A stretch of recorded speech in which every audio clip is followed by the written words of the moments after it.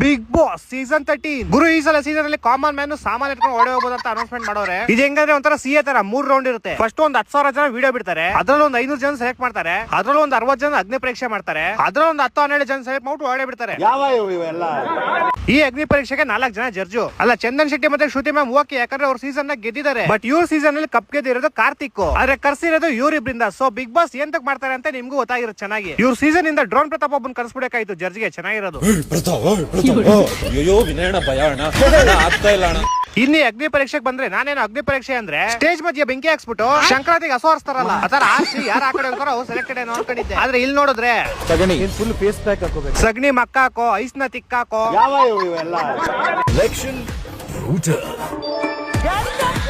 ಇದ್ಯಾರು ಗುರು select ಆಗಿದ್ದು. ಓದ್ season ರಕ್ಷಿತನ್ 3ನೇ ಮೊಮ್ಮಗಳು.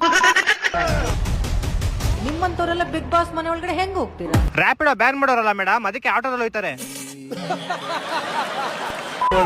ಬಿಗ್ ಬಾಸ್ಗೋಸ್ಕರ ನೀವ್ ಇದನ್ನ ಡಿಸ್ಟ್ರಾಯ್ ಮಾಡಕ್ ಹಿಡಿದೀರಾ. 7 ತಿನ್ನು ಅಂತಾರೆ, ತಿನ್ಬಿಡು ಅಲ್ಲಿ ಮೂಲೆ ಕುತ್ಕೊಂಡು. ಇದಾದ್ಮೇಲೆ ಅಣ್ಣ ಸೆಲೆಕ್ಟ್ ಆಗಿಲ್ಲ ಅಂದ್ರೆ ಅಣ್ಣನ್ ತರ ಬೇಕು ನಾನು ಇನ್ನೊಬ್ಬ ನೋಡಿಲ್ಲ. ನೀವೇ ನಿಮ್ ತಲೆನ ಬೋಡಿಸ್ಕೊಳ್ಳಿ. ಅಣ್ಣನ್ ತಲೆ ಕೂದಲಿಲ್ಲ ಅಂದ್ರೆ ಯಾರ ತಲೆಯಲ್ಲೂ ಕೂದಲಿರ್ಬಾರ್ದು ಅಷ್ಟೇ. ಇವನ್ಗೇನು ಸೆಲೆಕ್ಟ್ ಆದ್ರೆ ಓಡೇ ಹೋಯ್ತಾನೆ, ಫೇಲ್ ಆದ್ರೆ 3 ತಿಂಗಳು ಕಟಿಂಗ್ ಬಾಕ್ಸ್ ಮಿಕ್ತು ಅಂತ ಮನೆಗೆ ಹೋಯ್ತಾನೆ. ಸಂಗೀತ ಅವರು ನಿಮ್ ಕಂಡ್ರೆ ಇಷ್ಟ ಅಂತ ಹೇಳ್ಬೇಕು. ಅವ್ನ ನೋಡ್ರೆ ನಮ್ಮ ಮನೆ ಹತ್ರ ಬೀದಿ ನಾಯಿ ಯಾರು ಇವ್ ಚಪ್ರಿ ಅಂತ ಉಗ್ದೋಡ್ಸುತ್ತೆ ಅಂತ ಇದ್ರಲ್ಲಿ ಸಂಗೀತ ಅವರು ಅವ್ನ ಕಂಡ್ರೆ ಇಷ್ಟ ಅಂತ ಹೇಳ್ತಾರಾ? ಇಲ್ಲ, ಚಾನ್ಸೇ ಇಲ್ಲ, ನೋ ವೇ.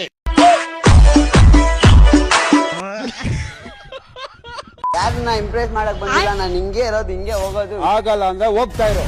ಅವ್ರೆಲ್ಲರಿಗಿಂತ ಇವನೇ ಸ್ವಲ್ಪ ಪರವಾಗಿಲ್ಲ ಗುರು. ನಾನು ಇಲ್ಲಿ ಯಾರು ಇಂಪ್ರೆಸ್ ಮಾಡಕ್ ಬಂದಿಲ್ಲ ಅಂತ ಡೈರೆಕ್ಟ್ ಆಗಿ ಹೇಳ್ತವನೆ. ಅಲ್ಲ, ಇಂಪ್ರೆಸ್ ಮಾಡಕ್ ಹೋಗಿಲ್ಲ ಅಂದ್ರೆ ತೆರೆಯಕ್ ಹೋಗಿದ್ನ ಅಲ್ಲಿ. ನಾನಂತೂ ನಿನ್ನೆ ಅಗ್ನಿ ಪರೀಕ್ಷೆ ನೋಡಿಲ್ಲ ಗುರು. ಯಾರು ಹೋಗೋರೆ ಅಂತ ನಂಗೆ ಗೊತ್ತಿಲ್ಲ. ಯಾರು ಹೋಗೋರೆ ಅಂತ